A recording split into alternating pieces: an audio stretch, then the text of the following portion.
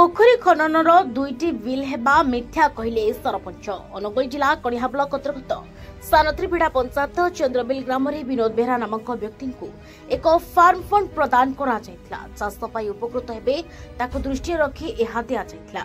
पोखरी खनन पूर्व फोटो खनन पर भी फोटो उठा जाई जिओ टैग करा जाए। पूर्व से जगह पोखरी थिले जिओ टैग नेबनी या ट्रेस मैप आरंभ पाखरे अछि। पूर्व से जगह पोखरी थिले जिओ टैग नेबनी या ट्रेस मैप आम पाखरे अछि। तांकर पारिवारिक मनांतर अछि से मिथ्यारे प्रशासन पंचायत को बदनाम करछंती कहि प्रतिक्रिया रखिछंती सानत्रीबिड़ा सरपंच सुजाता प्रधान। ब्यूरो रिपोर्ट दमन टीवी लाइव।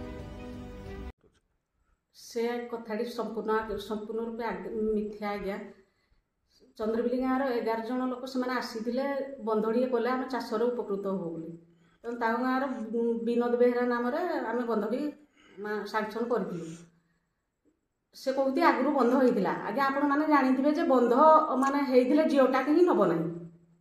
जिओटाक न ना बंध हम कमी आगे बिफोर फोटो निजी आफ्टर फोटो निजी से जगह ट्रेस मैप रखा एमती केमती फल्स बिल हो बंधटे कर दि आउे से जो कहते पारिवारिक कौन मनांतर अच्छी से कथाटा इश्यू प्रशासन आउ पंचायत भी बदनाम करुती।